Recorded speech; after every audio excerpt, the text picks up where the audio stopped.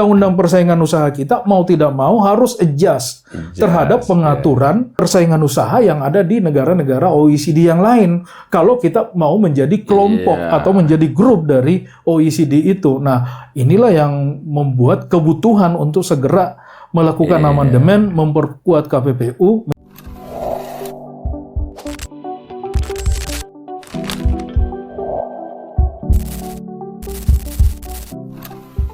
Salam cerdas, Ibu, Bapak, saudara-saudara yang saya hormati. Berjumpa kembali dengan saya di kanal Awalil Rizki dalam sesi ngobrol ekonomi.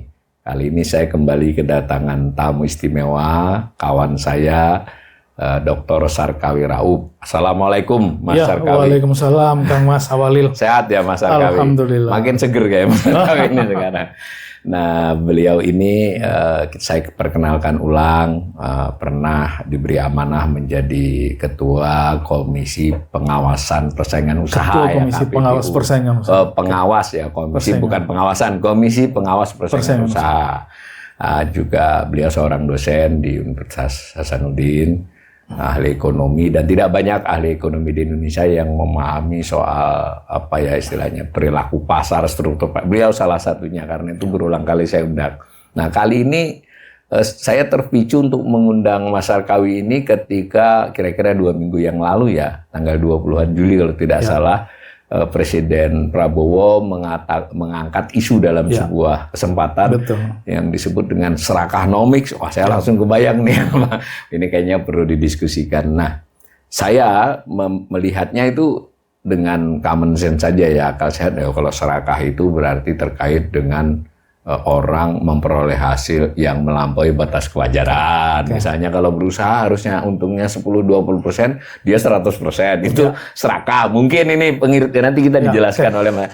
Atau juga bisa orang ya sah saja dong, orang pengen menambah asetnya, tapi sampai merintengnya orang lain untuk juga memperoleh aset atau hampir seluruh aset milik dia, itu mungkin dalam pemahaman saya serakah. Ada lagi yang kita ekonom juga belajar soal akses, ya artinya kan serakah itu bisa saja juga membatasi akses orang lain. Pokoknya saya saja yang boleh. Ya kira-kira gambaran kita secara penalaran besar begitu. Tapi kita butuh penjelasan yang lebih ya sebutlah lebih akademis untuk bagian dari pembelajaran kita. Nah, apakah itu terkait dengan entah itu sistem ekonomi, struktur ekonomi, atau struktur dunia usaha.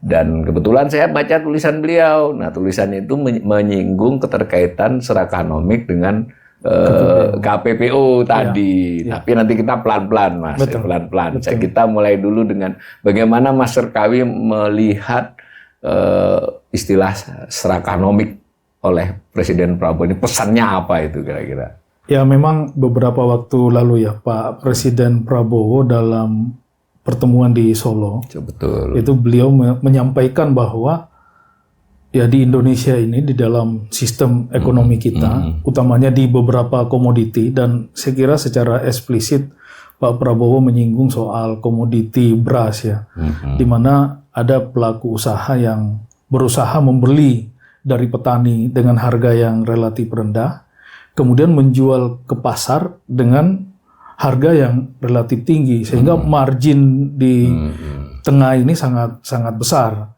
Nah, ini yang kemudian diasosiasikan sebagai tindakan serakah itu, yang oleh Pak Prabowo disebut sebagai serakanomics.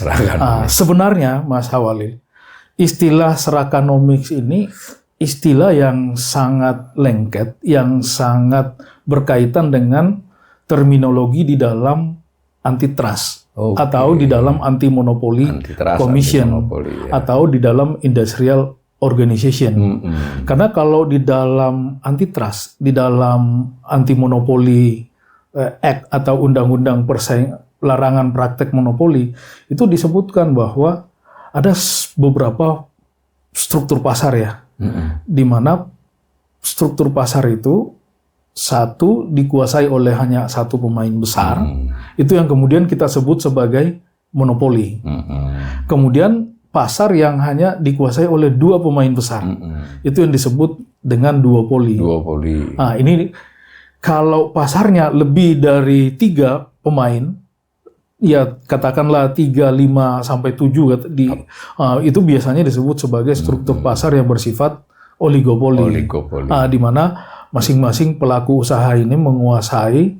Kalau dia monopoli, di dalam undang-undang kita di Indonesia itu penguasaan pasarnya lebih dari 50% dari total pangsa pasar. Nah, itu diukur dari mana nih? Diukur dari penjualan. Jadi total sales di pasar itu, total value dari market, kemudian diukur, nah kemudian dibandingkan dengan pangsa pasar, market share dari salah satu perusahaan yang ada di situ. Kalau pangsa pasarnya lebih dari 50%, artinya perusahaan ini disebut sebagai perusahaan monopoli. Nah, duopoli lain lagi. Duopoli, oligopoli, penguasaan pasar itu sekitar 75%. Jadi secara bersama-sama mereka menguasai lebih dari 50% atau sekitar 75%. Ini di dalam undang-undang kita. Ini yang disebut dengan market structure. Ini struktur pasar dari sisi penjualan. Tetapi di dalam ekonomi, pasar itu tidak hanya dilihat dari sisi penjualan saja, tetapi ada sisi lain dari pasar itu dari sisi pembelian. Misalnya penggilingan padi yang besar-besar itu membeli gabah dari petani. Nah, membeli gabah dari petani, kalau pembelinya itu satu perusahaan yang sangat dominan, itu yang kemudian disebut sebagai monopsoni. Yang tadi monopoli, yang ini monopsoni. Kalau penjualannya disebut monopoli, pembeliannya disebut penjualannya disebut monopoli, pembeliannya disebut sebagai monopsoni. Kalau sendirian dari 50%. Nah, kalau dua berarti duopsoni. Dari sisi pembelian. Kalau dia lebih dari 3, itu yang kemudian disebut sebagai oligopsoni. Nah, mereka ini masing-masing perusahaan di dalam pasar yang seperti ini itu memiliki yang disebut dengan market share. Mereka dominan, mereka sangat besar penguasaan pasarnya, sehingga perusahaan-perusahaan ini bisa juga disebut memiliki yang namanya market power. Market power itu apa? Kalau dalam politik, Kang Mas, itu ada yang disebut dengan political power ya. Ini market jadi power. Kalau ini market power, ini kekuatan di pasar. Perusahaan-perusahaan yang jumlahnya nggak banyak tadi inilah yang potensial melakukan apa yang disebut dengan abuse of market power. Menyalahgunakan kekuasaan dia di pasar. Kayak abuse politik juga ya, abuse power politics ya. Kalau di politik disebut dengan abuse of power. Jadi ada satu kekuatan politik yang sangat dominan, kemudian kekuatan politik yang dominan ini menyalahgunakan posisi dominannya di dalam konteks politik. Nah, kalau ini dalam konteks ekonomi, dalam konteks pasar. Jadi gimana caranya? Misalnya dari sisi pembelian, Mas. Pembelian itu mereka membeli sengaja menekan penjual, produsen kecil ditekan harga murah, sehingga dibeli pada harga yang murah. Ini yang disebut dengan abuse of market power dari sisi pembelian dalam struktur pasar yang bersifat monopsoni, duopsoni, oligopsoni tadi. Betul. Atau di sisi penjualan, mereka juga bisa abuse of market power. Caranya gimana? Karena mereka monopoli, mereka menguasai pasar, atau duopoli atau oligopoli, sehingga kalau oligopoli artinya mereka bersepakat nih. Bersepakat itu artinya berkartel. Bersekongkol untuk menetapkan harga jual ke pasar. Dan harga itu tinggi. Pasti tinggi, karena untuk apa disepakati kalau harganya tidak tinggi, pasti tinggi, tidak wajar, dan ini yang merugikan konsumen. Saya kira ini yang dimaksud oleh Pak Prabowo sebagai Serakanomics, karena di satu sisi dia menekan produsen kecil, membeli pada harga yang sangat murah.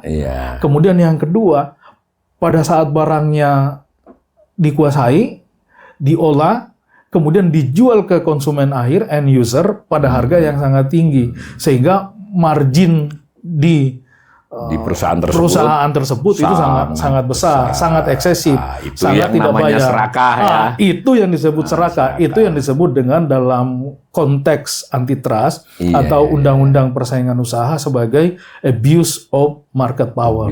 Jadi menyalahgunakan posisi dia di pasar, kekuatan dia di pasar, atau biasa juga disebut abuse of dominant position. Jadi dia menyalahgunakan posisi dominannya di pasar dengan satu, membeli harga murah dan menjual pada harga yang tidak wajar. Nah, ini yang serakah nih. Ini atau yang tepatnya memungkinkan dia berperilaku serakah ya. Karena kan saya dulu di siaran yang dulu, Mas Sarkawi pernah bilang, ya betul, strukturnya bisa oligopoli atau duopoli atau yang tadi monopsoni, tetapi bisa saja perilakunya tetap kompetitif. Tetapi secara teoritis ini berpotensi. Nah, begitu ya kira-kira pemahamannya. Jadi harus dibedain ya. Harus dibedain. Apalagi kalau yang dulu kan kita pernah membahas, teman. Jadi ada pasar yang pemainnya cuma satu, tunggal, monopoli. Tapi kok si monopoli tidak berusaha untuk mengexercise monopoli power, menyalahgunakan monopoli power dia di pasar. Kenapa? Karena rupanya pasarnya itu free, bisa gampang masuk. Ada perusahaan lain di luar yang bisa masuk ke dalam. Dia terlalu tinggi, kalau dia terlalu tinggi, yang lain kan pada masuk. Sehingga dia tidak lagi menjadi kekuatan monopoli. Nah, kalau seperti itu, si perusahaan monopoli ini tidak akan berusaha untuk menyalahgunakan abuse market power. Tadi dulu kalau saya tidak salah, waktu kita belajar ekonomi mikro ya di kampus itu kan ada keuntungan normal ya. Jadi ada dari marginal pendapatan dengan marginal ongkos. Betul. Lalu itu sudah memasukkan keuntungan normal. Begitu ya? Betul. Jadi berarti kalau serakah ini tadi kan dia bisa di atas keuntungan normal ini ya. Betul. Di mana pricing-nya itu jauh di atas marginal cost-nya. Di jalan marginal cost-nya. Atau average cost-nya. Nah itu tetapi tidak selalu perusahaan monopoli, melakukan itu ya. Karena tadi antara lain dia juga khawatir kalau dia lakukan nanti dia nggak monopoli lagi, banyak pemain masuk. Kan itu yang disebut dengan pasar yang bersifat contestable. Jadi di mana ada perusahaan lain yang wait and see, melihat apa yang terjadi di pasar, ketika itu dia masuk. Kalau dilihat begini sebetulnya yang relatif ideal itu ya memang pasar persaingan sempurna atau mendekati lah ya.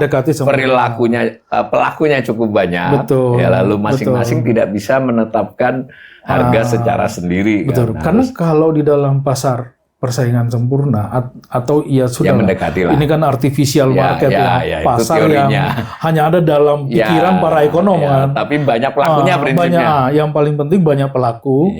Di mana ada satu penjual atau ada satu produsen yang berusaha menaikkan harga, maka si konsumen ini akan pindah ke produsen yang lain. Esensinya esensinya di situ, sehingga tidak ada satupun pelaku usaha yang berani mencoba-coba untuk menetapkan harga jual yang tidak wajar. Kenapa?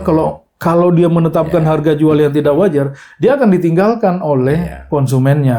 Ini kalau pasarnya bersifat kompetitif, di mana barangnya itu relatif identik satu sama lain ya, karena si konsumen juga mau pindah karena udahlah ini barang ini terlalu mahal, saya beli yang lain aja sebagai substitusi karena barangnya relatif sama, identik. Jadi kembali berarti ke serakanomik tadi, sementara kan kita jadi dari uraian Mas Sarkawi tadi, memang struktur yang oligopolistik atau monopsoni apapun itu lebih berpeluang untuk menciptakan keserakahan buat pelakunya. Ya kan gitu toh. Betul. Nah, sementara yang mendekati kompetitif itu sedikit merintangi. Nah, di sini saya kira ini kan perekonomian modern ini kan udah 2 abad lah ya, anggap aja dari abad 18 itu sudah 2 abad lebih. Itu mesti kan negara-negara yang lebih dulu dari kita terindustrialisasi. Itu kan sudah pernah mengalami yang diisukan oleh Pak Prabowo ini pasti sudah pernah dialami. Ada nggak contoh-contoh peristiwa itu? Saya kira kalau awal revolusi industri di Inggris, kemudian waktu itu Amerika yang pertama kali memperkenalkan antitrust law ini namanya Sherman Act ya. Jadi ini undang-undang yang memang fokus melarang monopoli di Amerika waktu itu. Dan itu kan dibentuk tahun 1890 undang-undang ini. Akhir abad 19. Nah, itu efek dari revolusi industri waktu itu yang terjadi 1700-an ya, abad ke-18. Kemudian setelah revolusi industri muncul pelaku-pelaku usaha yang sangat besar ini dominan di pasar. Sehingga Amerika yang undang-undangnya sangat dipengaruhi oleh common law. Yang common law itu prinsipnya apa, Mas? Satu, individualisme itu kan kebebasan individu itu kan sangat dijunjung tinggi. Kemudian yang kedua yang sangat dominan di sana itu adalah free market, di mana semua orang bisa berkompetisi di dalam boleh pasar. Produksi apa saja, boleh jual apa saja, boleh beli apa saja. Nah, sementara pasca revolusi industri ada kecenderungan. Ada perusahaan monopoli, konsentrasi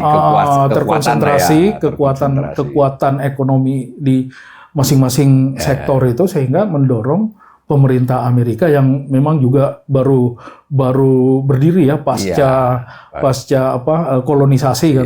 Nah, ini memperkenalkan yang namanya Sherman Act itu. Dan ini yang terus-menerus berproses sampai sekarang, sampai tahun 1914. Itu baru lahir yang namanya US FTC atau United States Fair Trade Commission ya. 20 tahunan dari Sherman. Betul. Setelah Sherman penyempurnaan. Terus menerus dicempurnakan dan dibentuk lembaga independen. Ada lembaga US FTC. Dan US FTC ini untuk menjalankan amanat undang-undang ini. Kemudian setelah itu disempurnakan lagi dengan Clayton Act itu. Jadi yang pengaturannya lebih banyak lagi ya. Salah satunya melarang praktek price discrimination, melarang praktek predatory pricing, di mana si pelaku usaha menetapkan harga jual yang terlalu murah dan bahkan cenderung jual rugi supaya pesaingnya rontok. Nanti kalau sudah sendirian dia naikin itu untuk predatory. Itu yang nggak boleh, dilarang tegas itu ya. Itu dilarang di dalam undang-undang Amerika. Dan saya kira ini yang terjadi. Tujuannya apa? Untuk mereform supaya persaingan di pasar itu berjalan sesuai dengan prinsip Amerika tadi itu. Satu, free market. Dua, kebebasan individu. Ini yang mereka sangat hargai kan. Ini yang mereka sangat junjung tinggi. Dan ini yang kemudian mendasari antitrust di Amerika itu. Bahkan kalau Amerika, Mas, praktik abuse of market power itu, apalagi yang berkaitan dengan kartel, persekongkolan, itu di treatment sebagai tindakan kriminal. Sampai segitu. Segitu. Nah, kalau dia tindakan kriminal, kalau di Indonesia kan sama dengan tindakan pidana. Makanya di Amerika itu ada dua lembaga yang bertugas, memiliki kewenangan untuk enforce undang-undang ini. US FTC fokus kepada persaingannya, antitrustnya, kemudian kriminalnya ini diurus oleh US Department of Justice. Saya kira dua ini yang sangat kuat, yang kemudian enforce satu di competition law, antitrust law, kemudian untuk praktik kriminal di dalam misalnya pelanggaran undang-undang antitrust itu diurus oleh US Department of Justice itu. Ini kalau kita sederhanakan, ya berarti mereka sejak awal juga sudah menangkap, maksudnya Amerika sebagai sebuah negara ya, betul, bahwa serakah, kalau istilah Pak Prabowo, serakanomi apapun itu kan mirip toh. Mereka coba batasi itu dengan undang-undang dan lembaga-lembaga tadi ya. Artinya sejak abad ke-19, 1800 persoalan serakanomics ini kan muncul kan. Ya kayaknya memang di dalam diri manusia itu ya ada sih unsur-unsur itu, karena itu perlu, tidak cukup hanya moral, tapi memang harus ada aturan mainnya ya. Betul. Kalau mungkin kejauhan nih Amerika, saya pernah dengar benar nggak ini, katanya negara yang lebih dekat ini dan lebih baru ya. Ya. Korea Selatan katanya juga melakukan tindakan-tindakan yang relatif baik terhadap hal ini. Saya kira sebelum kita ke Korea, yang paling dekat itu Jepang. Oh, Jepang. Jepang ini kan negara yang secara sosial dan secara kependudukan itu kan berbeda sama Amerika ya. Amerika itu negara yang dibangun oleh imigran ya. multi etnik, sangat heterogen, berbeda dengan Jepang yang sangat homogen, budayanya juga relatif sama, homogen. Tetapi dalam membangun undang-undang anti monopoli, Jepang itu ya bisa dibilang atau bisa dianggap meniru apa yang dilakukan oleh Amerika. Jadi pengaturan di Amerika itu diambil oleh Jepang, kemudian ditambahkan dengan pengaturan yang lain sesuai dengan setting sosial, kemudian sesuai dengan kondisi ekonomi masyarakat Jepang ya. Dan saya kira kalau kita lihat ya, Jepang itu undang-undang persaingannya kan tahun 1947 ya. Pasca Perang Dunia Kedua mereka mengadopsi undang-undang ini dan beberapa kali melakukan revisi, penguatan, tetapi basisnya itu adalah restorasi Meiji. Pada saat Meiji memimpin Jepang, ini Meiji itu membuka perekonomian Jepang tidak hanya di dalam negerinya, tetapi membuka terhadap pengaruh Barat ya terhadap perekonomian Jepang. Nah, prinsip keterbukaan, prinsip demokrasi ekonomi, prinsip efisiensi yang berkeadilan itu yang saya kira di dalam Undang-Undang Dasar kita juga ada pasal 33 yang juga disebut Pak Prabowo kemarin di ayat 4 itu saya kira secara spesifik menyebutkan itu, dan di dalam Undang-Undang anti monopoli yang kita punya juga merefer bahwa salah satu asas prinsip di dalam undang-undang ini adalah bagaimana mewujudkan efisiensi yang berkeadilan itu. Nah, di Jepang juga sama seperti itu, dan ini diperbaharui terus, diperkuat sampai sesuai dengan perkembangan sampai menjadi undang-undang yang sangat kuat. Nah, kenapa mereka membutuhkan ini? Karena ya ekonomi memang harus compete ya untuk bersaing untuk menghasilkan tadi atau beberapa waktu lalu kita udah bahas Kang Mas, innovation. Iya ya, kemudian karena R&D. kalau monopoli atau kekuatan dominan itu membuat tidak mendorong untuk inovatif. Tidak ada insentif yang lebih sehat, yang fair itu mendorong untuk melakukan inovasi ya. Itu ya. Betul. Ya, nah berarti kalau dilihat dari sisi itu sebenarnya kalau secara Undang-Undang Dasar 45 kita nggak ketinggalan banget ya. Betul. Tetapi dari sisi lanjutannya kita baru reformasi, baru agak ini ya. Nah, Korea ya setelah Korea Jepang. dulu, Jadi Korea Korea setelah Jepang mengedop, Korea juga ikut, dan saya kira Korea itu tahun 60-an, 70-an juga kan hampir tahapannya kan sama dengan kita tuh mereka dalam tahap perkembangan ekonominya ya. Kita memulainya hampir bersamaan 1970. Cuma dia jalan terus, kita agak tersendat. Benar. Dan saya kira konsultannya pun sama yang bekerja untuk membangun perencanaan national planning di Indonesia dengan di Korea juga relatif sama. Artinya kita titik startnya yang sama, tetapi mereka berjalannya mulus. Kita enggak. Makanya pengaturan undang-undang persaingan di Korea itu ya mirip-mirip ke Jepang. Jadi kalau di yang lalu kita sudah bahas juga nggak Mas bahwa undang-undang Amerika itu kan memang sangat terfokus ya. Satu berkaitan dengan anti monopoli. Anti monopoli atau antitrust ini kan ada paling tidak ada isu kartel, ada merger control, kemudian abuse of monopoly power di dalam pasar. Abuse of monopoly itu jadi ada satu perusahaan yang tadi salah satunya misalnya mencoba untuk melakukan praktek predatory pricing, jual rugi. Nah, ini semua dilarang. Ini di Amerika. Kemudian di Jepang ditambahin Mas dengan unfair business practices ya. Unfair business practices ini misalnya inilah yang ditemukan oleh pemerintah nih untuk kasus beras ya. Jadi ini ada beras yang disebutkan bahwa ini mengandung karbohidrat sekian, protein sekian, ini sekian. Setelah dicek ternyata enggak. Ini kan kecurangan di dalam produksi. Itu contoh kecurangan. Ini salah satu contoh. Kemudian pernah juga banyak juga di komunitas lain. Pernah. Saya waktu itu, jadi waktu Indonesia pertama kali memperkenalkan standar nasional Indonesia ya, SNI. Jadi ada perusahaan yang taat dengan SNI. Dia benar-benar mengikuti tahapan dari SNI itu. Implikasinya apa? Implikasinya adalah produk dia ongkosnya mahal. Kenapa? Karena ini tahapannya. Betul. Kemudian ada perusahaan yang memproduksi barang serupa tapi tidak mengikuti tahapan ini. Misalnya ya, ini ya mungkin produk atap lah.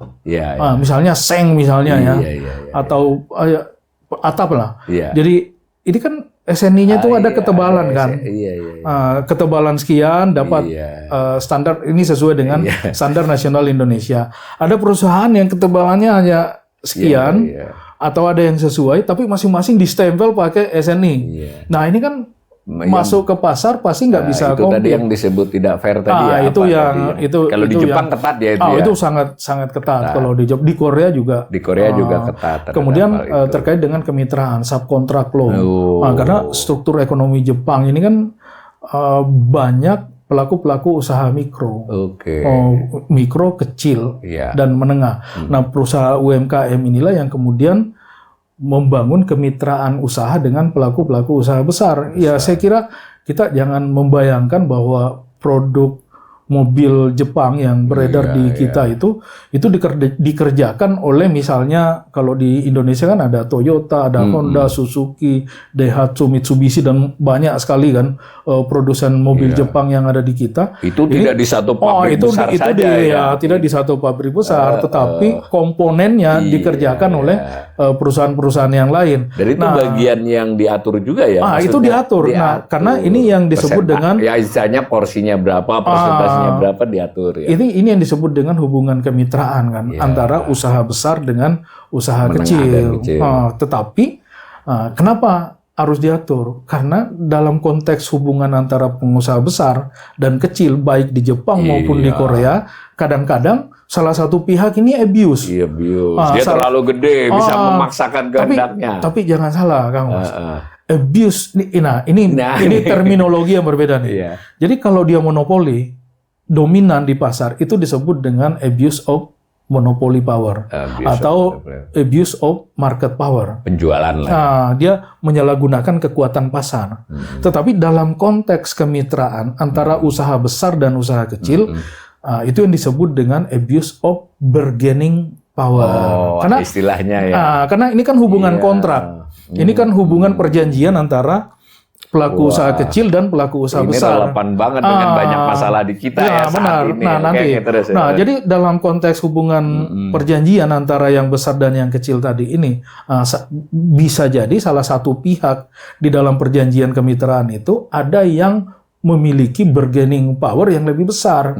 Nah, itu yang punya bargaining power lebih besar itu yang bisa menyalahgunakan bargaining powernya. Itu yang disebut dengan abuse of bargaining power. Karena itu perlu diatur ya. Olehnya itu diatur dan diawasi. Nah, di Indonesia, saya kira di Jepang juga sama, di Korea juga sama.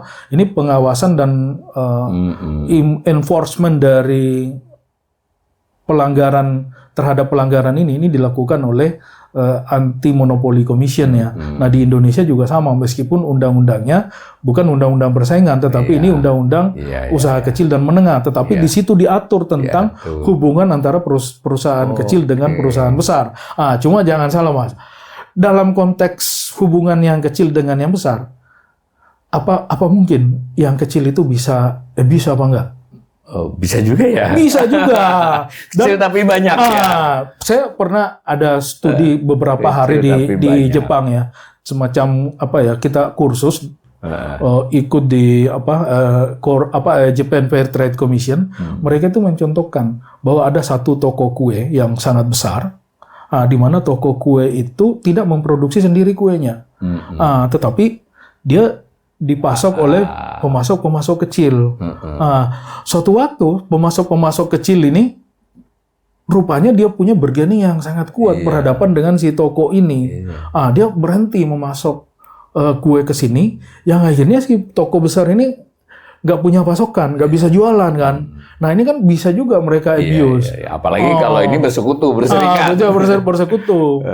Ya pasti. Ya pasti. Masing-masing Kalau sendirian malah bargainingnya kecil. Nah ini yang harus diatur juga. Harus diatur. Ya. Karena itu juga tidak boleh kan. Tidak boleh. Jadi dua-duanya berpotensi, tapi dalam praktiknya lebih banyak yang besar itu abuse of bargaining power kepada yang kecil, karena misalnya lebih punya kekuatan. Misalnya ya, kita mengirim barang sesuai dengan pesanan si perusahaan besar, barang yang sudah tiba-tiba si perusahaan besar menyebutkan, wah ini mohon maaf, barangnya nggak bisa saya bayar nih karena tidak sesuai dengan spek, atau barangnya terlambat dikirim, atau segala macam alasan, sehingga barang dari si pemasok kecil ini tidak dibeli oleh yang besar.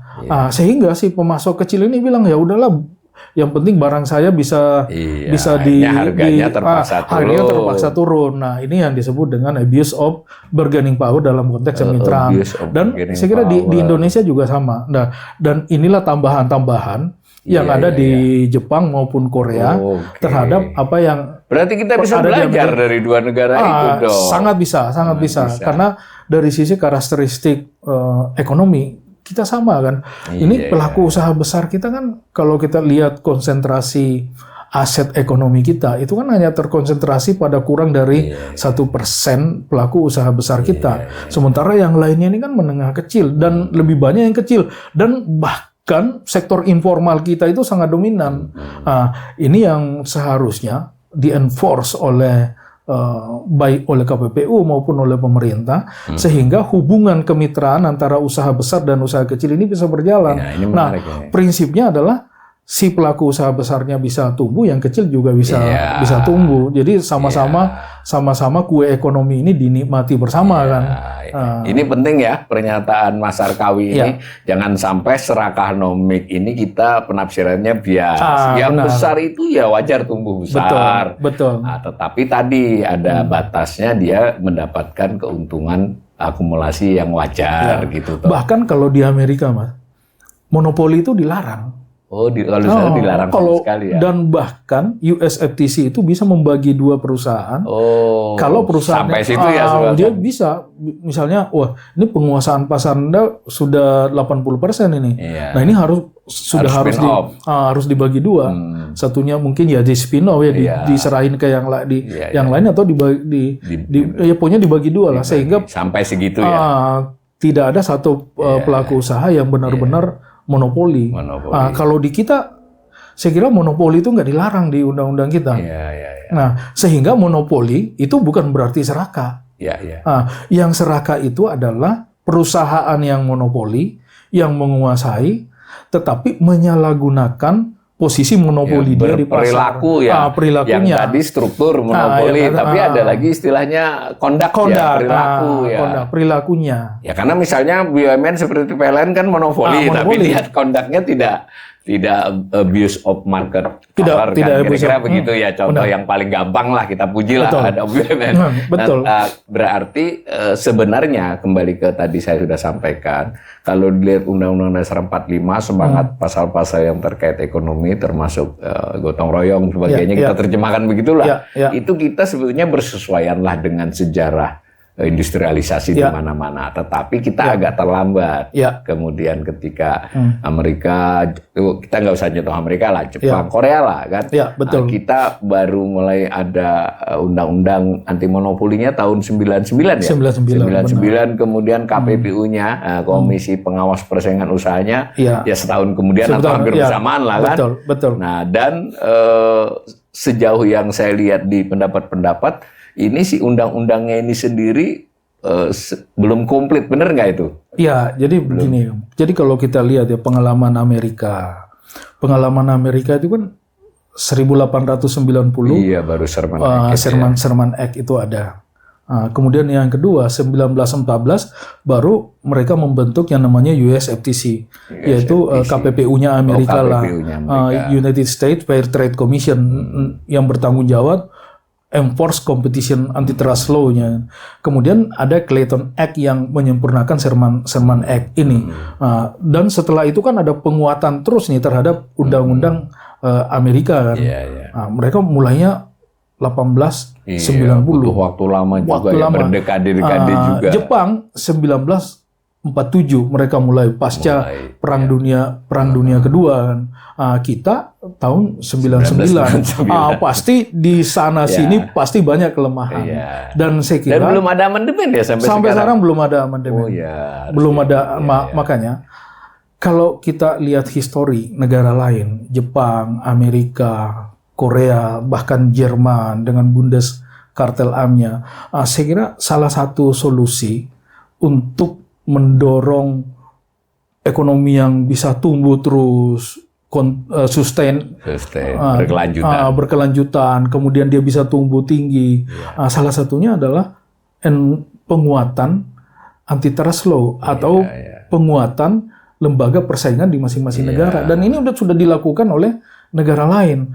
Oleh sebab itu, menurut saya, apa yang diintrodusir oleh Pak Prabowo dengan Serakanomics, bahkan setelah hari ini Pak Prabowo misalnya mengintrodusir Serakanomics, hari berikutnya Pak Prabowo menyebut lagi terminologi yang baru ya, itu namanya vampir ekonomi. Artinya ada vampir ekonomi yang menghisap produsen-produsen kecil, dan saya kira di dalam keseharian ekonomi kita itu ya ada praktik seperti itu. Dan ini yang kita harus dukung, apa yang diinginkan oleh Pak Prabowo ini dengan cara apa? Satu, menurut saya penguatan KPPU. Jadi KPPU Anti-Monopoli Commission ini harus kita perkuat. Lewat cara apa? Lewat amandemen undang-undang anti-monopoli atau undang-undang larangan praktek monopoli. Dapat wewenang yang lebih besar. Satu itu. Tapi menurut saya, Kang Mas, penguatan KPPU ini harus kita mulai dari hal yang sangat filosofis. Karena di dalam antitrust atau di dalam industrial organization itu, ini paling tidak ada 3 filosofi, ada 3 paradigma yang mendasari pembentukan undang-undang persaingan di semua negara. Di Amerika juga seperti itu. Nah, yang pertama ada yang disebut dengan Harvard School of Thought. Jadi ada paradigma berpikir yang dibangun oleh teman-teman di Harvard. Apa paradigmanya? Ini sederhananya, mereka itu fokusnya kemana nih? Mereka itu fokus ke market structure. Mereka itu fokus ke struktur pasar. Sehingga yang mereka lihat itu adalah, wah ini kalau ada pelaku usaha dominan di pasar, atau monopoli, oligopoli, atau duopoli, maka perilakunya, kondaknya cenderung akan abuse, akan menyalahgunakan posisi dominan dia di pasar itu. Serakah. Sehingga kalau kondaknya seperti itu, perilakunya seperti itu, performance-nya, ujungnya itu akan seperti apa? Kinerjanya akan seperti apa? Dia akan memperoleh keuntungan yang tidak wajar, atau abnormal profit, atau keuntungan yang jauh tidak di atas marginal cost, jauh di atas benar. Nah, ini yang mungkin terjadi. Itu macam Harvard itu ya. Nah, ini yang disebut dengan SCP, Mas, structure, conduct, performance. Di mana kalau ada perusahaan yang dominan, memiliki struktur pasar yang dominan di dalam suatu industri atau dalam suatu sektor, maka kemungkinan besar conduct dia, perilaku dia itu adalah abuse. Dia akan menaikkan harga, di mana harga itu jauh di atas marginal cost-nya atau jauh di atas average cost-nya. Ini yang disebut dengan abuse of dominant position di pasar tadi, sehingga performance-nya dia labanya akan menggila. Makanya kalau ada perusahaan tiba-tiba kok labanya tinggi sekali, ini ada apa? Ini kok labanya nggak normal dibandingkan dengan pesaing. Nah, bisa jadi karena kondaknya tadi, bisa jadi karena posisi dia di pasar adalah perusahaan dominan. Dan saya kira kalau di Indonesia kan banyak perusahaan-perusahaan dominan yang, dan ini alhamdulillahnya karena misalnya PLN, ini kan negara, BUMN, ini diatur oleh negara, pricingnya pun ditentukan. Dan Pertamina, Pertamina nggak boleh senatnya jual pada harga sesuai dengan harga yang diinginkan oleh Pertamina, karena ini diatur, apalagi yang subsidi kan, Mas. Kalau yang non subsidi kan sesuai dengan harga pasar. Kemudian yang lain, yang monopoli hampir semuanya terkontrol. Kenapa seperti itu? Karena memang ya logikanya harus begitu. Dan lagi-lagi ya ada dua pemenang Nobel itu, Zhang Tirol dan Shiller. Nah, Shiller itu menyebutkan dalam kasus pasar yang ya katakanlah ada kondak, ada perilaku yang abuse tadi, maka ya harus diregulasi. Harus diatur. Keterlibatan negara itu menjadi penting. Makanya bahkan dan yang kedua si Zhang Tirol bilang kalau ada perusahaan dominan, ada yang serakah di pasar, kondaknya itu abuse, maka negara harus kuat, harus ikut meregulasi. Nah, di situ statement Pak Prabowo menjadi sangat relevan. Kenapa? Karena ini serakah, ada praktek serakanomics, maka jawabannya adalah pemerintah, regulator harus kuat. Dan itu berkali-kali disampaikan oleh Pak Prabowo kan, bahwa kalau abuse of dominant position, ada praktek serakanomics, maka negara harus kuat. Dan Pak Prabowo kan udah mewarning tuh, hati-hati, ya kan, jangan dilanjutkan terus. Nah, ini sejalan dengan Zhang Tirol. Berarti mendesak untuk amandemen undang-undangnya. Karena begini, meskipun presiden ya tanda petik ya memberi peringatan begitu, kalau dasar hukumnya tidak kuat kan nggak bisa menindak juga. Ini gitu yang harus direspon oleh teman-teman di DPR. Iya, di DPR dan juga menteri-menterinya Prabowo. Cuma gini, Mas. Tadi kan Harvard view-nya yang terlalu fokus pada struktur pasar. Rupanya ada macam lain, ada paradigma lain. Perkembangan ekonomi terbaru, kalau kita hanya mendasari pada struktur pasar, ini nggak akan bisa diimplementasi. Tidak sesuai dengan perkembangan ekonomi terbaru. Karena rupanya penguasaan pasar yang kecil pun itu bisa abuse di pasar. Ini yang disebut dengan Chicago School of Thought. Jadi mazhab Chicago. Jadi mereka yang memperkenalkan ini, sederhananya gini, Mas. Kalau tadi Harvard itu struktur pasarnya dominan, menyebabkan kondaknya bisa abuse, menetapkan harga yang ketinggian, kinerjanya untung terlalu banyak. Kalau Chicago, dia tidak hanya satu arah seperti itu. Harvard satu arah, Chicago enggak. Dia bisa sebaliknya. Jadi ada perusahaan nih yang bisa memperoleh profit yang abnormal, kemudian ya kondaknya itu bisa menyingkirkan pesaing di pasar. Terbalik ya jadinya, bisa putar balik dia. Sehingga dia menjadi perusahaan dominan di pasar. Atau misalnya katakanlah begini, ada perusahaan yang ini dari sisi bukan abuse ya, tetapi ini dari sisi positifnya. Ada perusahaan yang bisa accumulate profit tinggi. Dia punya ya dana cadangan dong untuk lakukan R&D misalnya, innovate, sehingga dia pricingnya karena dia efisien, harganya kan jadi rendah. Sangat kompetitif. Menyingkirkan pesaing juga. Sehingga dia menjadi perusahaan monopoli. Tapi ini kan tidak ada masalah. Iya, karena prosesnya diperoleh, proses yang justru menguntungkan konsumen, kira-kira begitu konsumen. Makanya fokusnya itu adalah ke consumer welfare. Jadi konsumennya dirugikan atau diuntungkan ya? Benar. Itu salah satu. Ini di Chicago.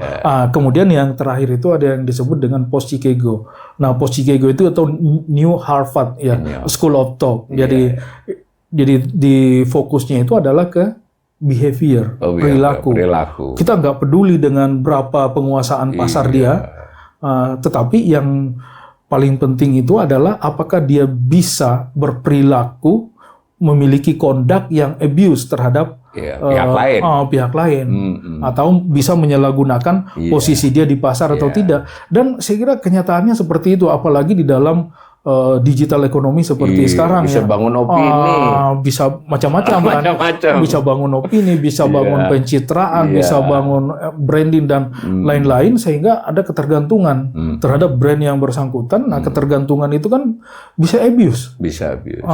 Padahal struktur pasarnya bukan 50% atau bukan 75%. Artinya dia Harvard View ini bisa tidak relevan. Kalau ini terus menjadi dasar dalam menyusun undang-undang kita. Makanya urusannya bagaimana kita amandemen undang-undang ini untuk bisa mengadopsi berbagai paradigma. Dan makanya case-case di negara lain kan kita perlu tahu. Makanya Mas, kalau kita lihat undang-undang kita, itu selalu ada tuh bahwa yang dimaksud dengan monopoli adalah kalau perusahaan itu menguasai lebih dari 50% pasar. Yang dimaksud dengan oligopoli kalau perusahaan itu menguasai lebih dari 75% pasar secara bersama-sama. Ini kan pengaturan ini nggak relevan lagi. Makanya ini yang harus di-switch nih paradigmanya. Ada yang 10% tapi dia price leader ya. Betul. Dia yang mimpin, berapa aja dia angkat. Jadi dan di Jepang enforcement competition law itu terhadap misalnya kartel, dia tidak melihat bahwa dia 75% atau lebih dari 50%, tapi yang dilihat adalah perilaku dia bisa abuse atau tidak, dia bisa serakah atau enggak di pasar kan abuse of market power ini kan serakah Mas.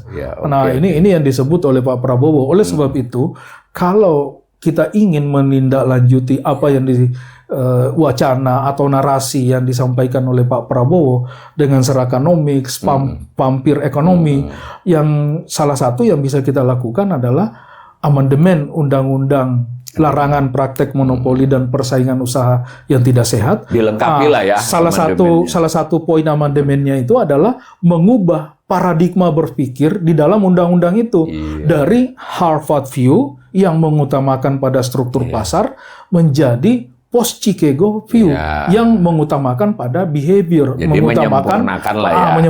mengutamakan pada perilaku. Dan tadi satu yang sempat disinggung-singgung harus juga mengatur soal kemitraan yang besar menengah kecil itu kan, supaya ada di situ bisa kebaca lah. Harus seperti itu, Mas. Apalagi di struktur ekonomi kita yang memang sangat didominasi oleh usaha kecil dan bahkan sektor informal. Dan saya kira Pak Prabowo juga sering mengungkapkan kan, ada yang ultra mikro kan, ultra kecil, dan ini kan harus diselamatkan. Bagaimana caranya bisa tumbuh?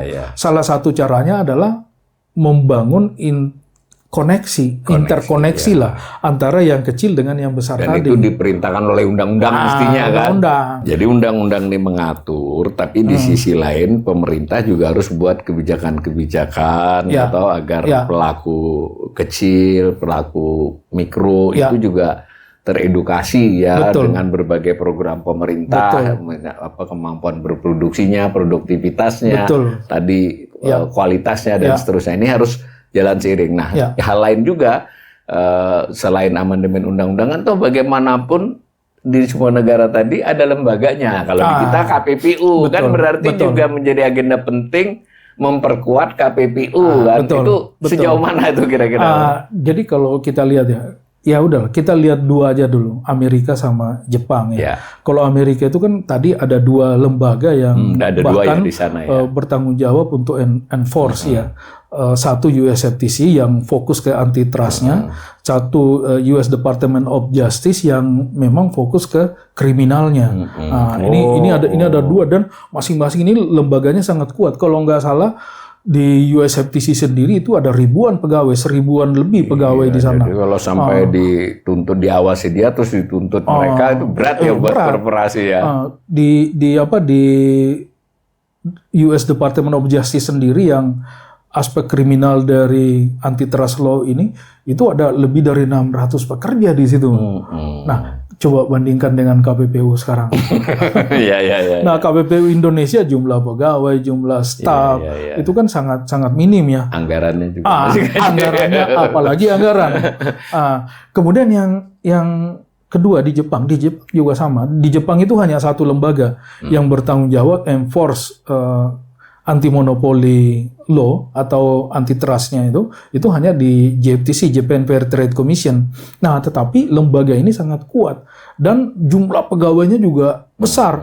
Bahkan ya, di Jepang kalau kita bikin komparasi sedikit, itu kesekretariatan, Sekretaris Jenderal Japan Fair Trade Commission, KPPU-nya sana KPPU-nya Jepang, itu hampir sama dengan jabatan wakil menteri di sana.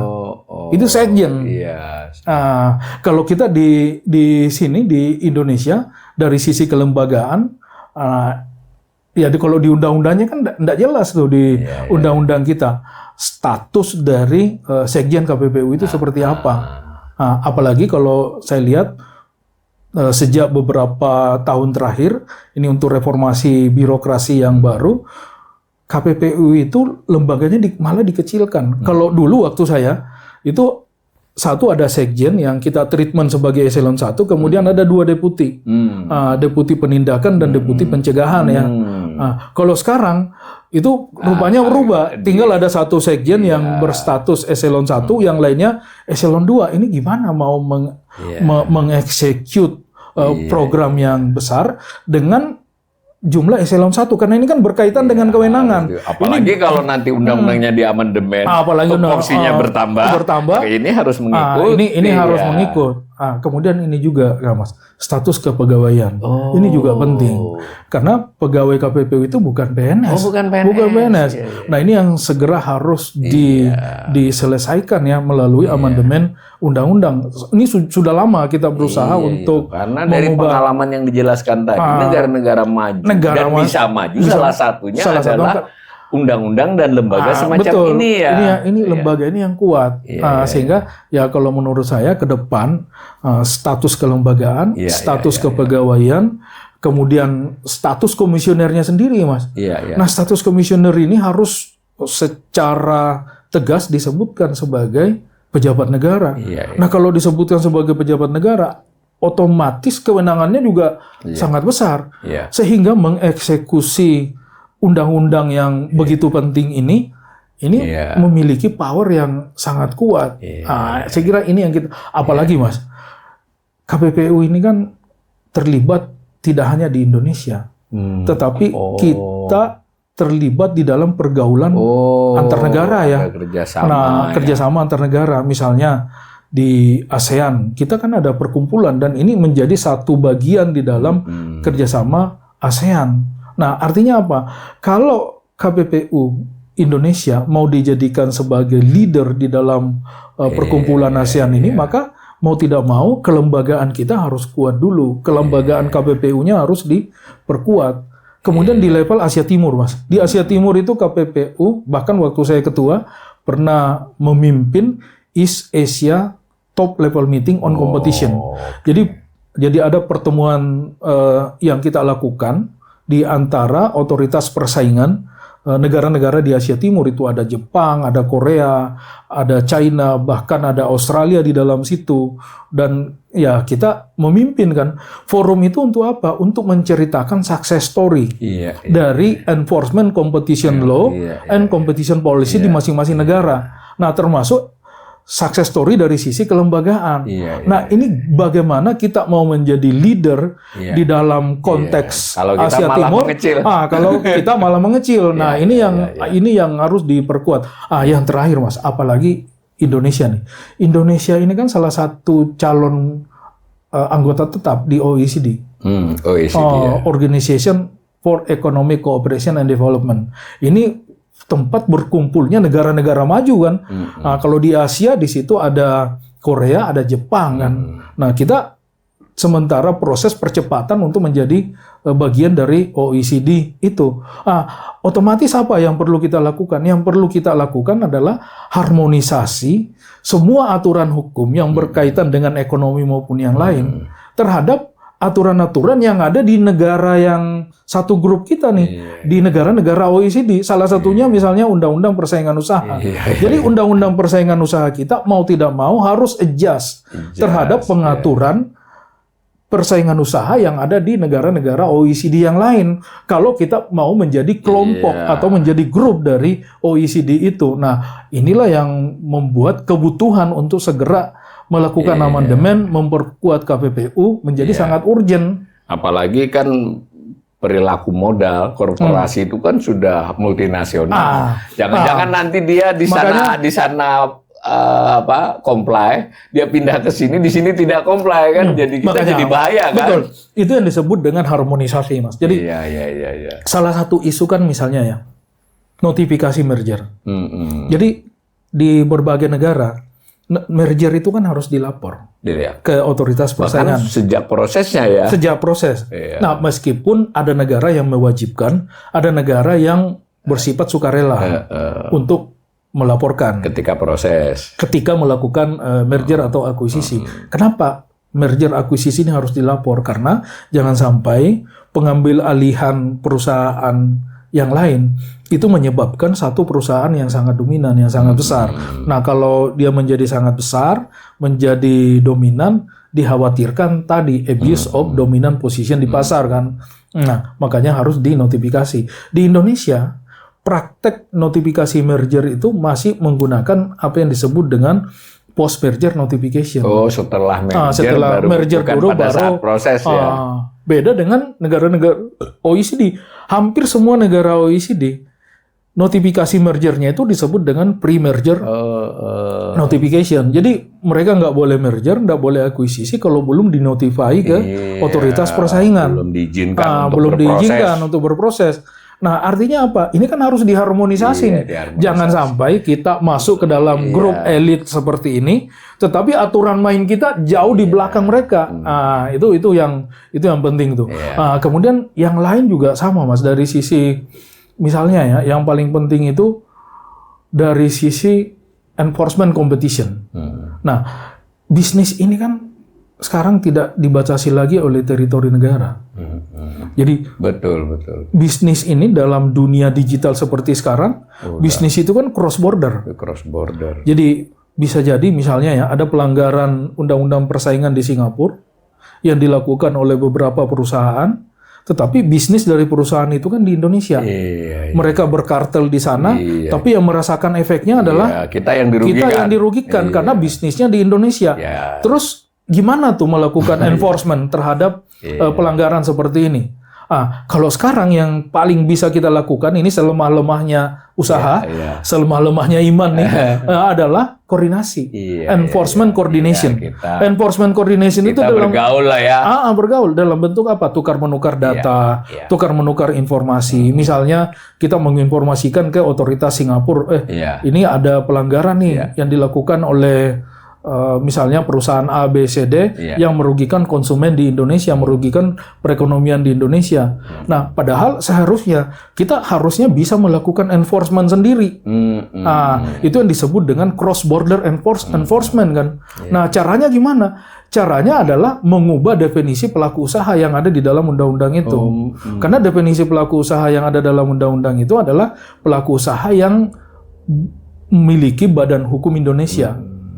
Nah, berbisnis di Indonesia. Nah, tapi kan ada badan usaha yang berbisnis di Indonesia, badan hukum negara lain. Ini pun harusnya bisa di-enforce. Caranya adalah mengubah definisi pelaku usaha itu. Sehingga cross border enforcement itu bisa dilakukan. Bisa dimonitor lah pokoknya ya. Pokoknya kita bisa melakukan penegakan hukum memperkuat kebutuhan terhadap praktek seperti itu. Nah, itu di situ salah satu poin amandemen yang harusnya kita perkuat. Demikian ya, pemirsa, kita sudah mendengar penjelasan dari Mas Harkawi.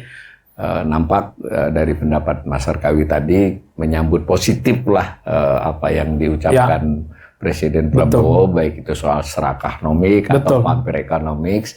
Nah, beliau kemudian menafsirkan, dan tafsiran ini saya kira sudah ada argumentasinya, itu terkait dengan abuse market power, abuse of market power. Jadi, dan itu berarti ada persoalan di pengaturan, pengawasan dan sebagainya terhadap persaingan usaha pada persaingan yang adil, baik itu dalam hal undang-undangnya, peraturan turunannya juga, dan juga kelembagaan yang menjalankan undang-undang ini. Dalam hal ini adalah KPPU. Tadi sekian banyak masukan. Mudah-mudahan ini nanti kita akan berlanjut, Mas Arkawi. Siap. Kita ambil per pasalnya yang mana yang kita itu akan menarik. pertajam. Betul. Dan betul. Kita cari kasus-kasus dan yang bisa membandingkan pasal-pasal pengaturan yang sama di Amerika, di Jepang, Korea, Jerman, dan di Indonesia. Dan jangan lupa ya, ini tadi yang dikatakan juga oleh beliau, persaingan yang kompetitif, yang sehat, yang adil itu akan menguntungkan buat konsumen dan juga sebenarnya perusahaan, terutama dalam rangka keberlanjutan. Betul. Karena dia bisa mendorong kepada semangat inovasi, bersaing itu, semangat efisiensi dan seterusnya. Dengan demikian ruang untuk serakah itu dipersempit. Kan kira-kira begitu. Kita akan berjumpa kembali pada ngobrol ekonomi berikutnya nanti. Tadi salah satunya dengan KPU. Terima kasih Mas Arkawi. Terima kasih Kang Aulil.